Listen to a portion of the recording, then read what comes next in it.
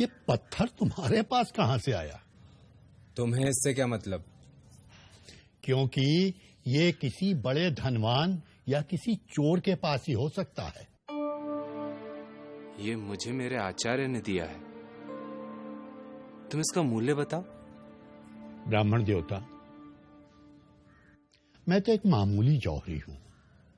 शायद बड़े बड़े जौहरी भी इसका सही मूल्य नहीं आंक पाएंगे। जितना मैंने अपने बाप दादाओं से सीखा है, उसके आधार पर कह सकता हूं कि यह एक दुर्लभ रत्न है।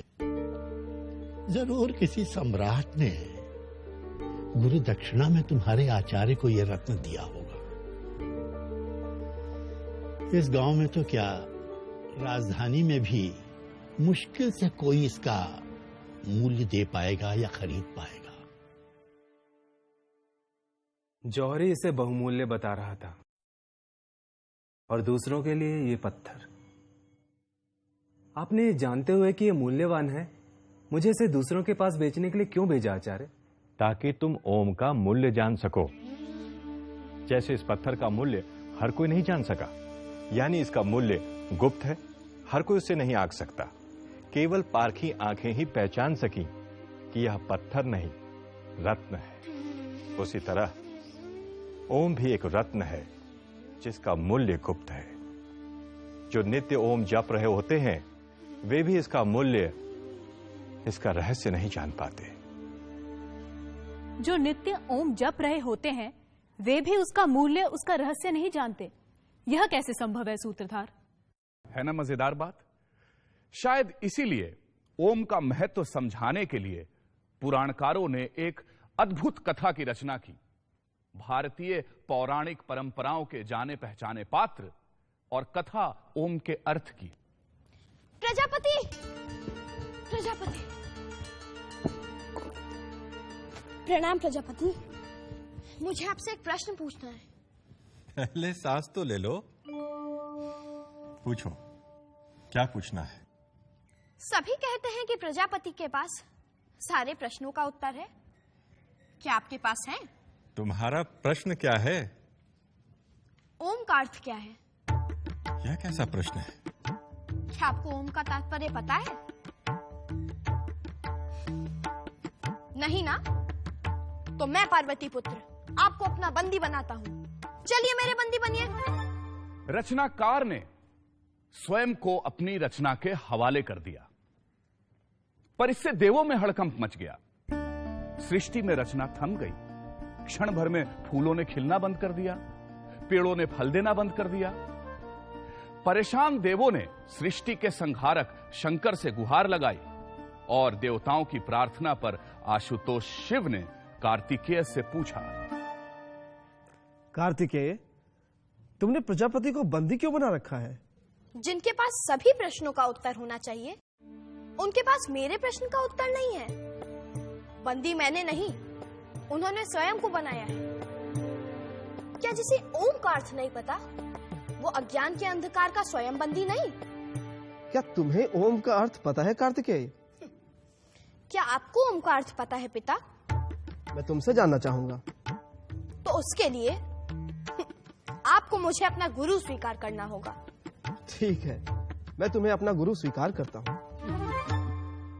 कहते हैं पुत्र ने पिता को उनकी गोद में बैठकर ओम का अर्थ बताया। देवताओं के सेनापति कार्तिकेय ने भगवान आशुतोष को ओम का जो अर्थ बताया है, वह मैं तुम्हें बता रहा हूं। ओम एक अक्षर है, एक शब्द है। यह ध्वनि या नाद भी है। ओम में 3 ध्वनियां हैं जिन्हें मात्रा कहा जाता है। वे हैं अ, उ और म।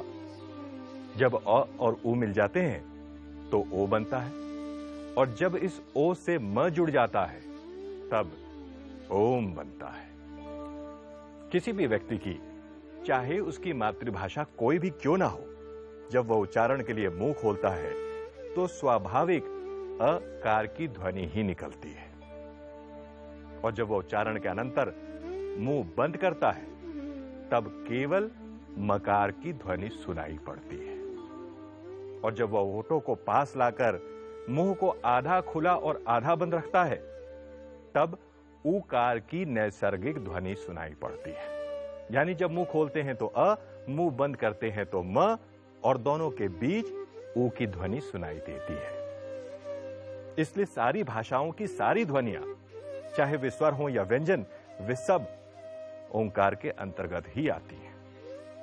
इसलिए ओम विशिष्ट वैश्विक ध्वनि है।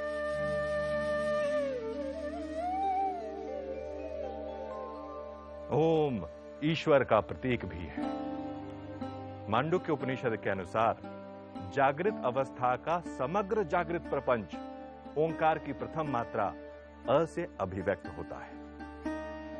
समस्त स्वप्नावस्था का प्रपंच ऊ मात्रा से अभिव्यक्त होता है और सुषुप्ति अवस्था का प्रपंच म से अभिव्यक्त होता है। संपूर्ण प्रपंच ही ईश्वर है और जागृत, स्वप्न और सुषुप्ति ही समस्त प्रपंच है, और इन तीनों का प्रतीक अ, उ, म है। इसलिए ओम ही ईश्वर का अति अद्भुत प्रतीक है। ओंकार ईश्वर के निर्गुण स्वरूप का प्रतीक भी है। मांडुक्य उपनिषद का घोष है कि जैसे तीनों अवस्थाएं ब्रह्म या आत्मा से ही उत्पन्न होती हैं और उसी में विलीन हो जाती हैं, वैसे ही तीन मात्राओं से बना ओम भी शांति या निशब्दता से उत्पन्न होता है और उसी में विलीन हो जाता है। इसलिए दो ओंकार के उच्चारणों के अंतराल के बीच की निशब्दता, जिसे अमात्रा कहते हैं, निर्गुण ब्रह्म का ही प्रतीक है। ओंकार के उच्चारण के समय अ मात्रा उ मात्रा में, उ मात्रा म मात्रा में विलीन और म मात्रा निशब्दता में विलीन हो जाती है। उसी प्रकार उपासना के समय इसी ओम के उच्चारण को आधार ले साधक स्थूल जागृत प्रपंच को सूक्ष्म या मानसिक प्रपंच में,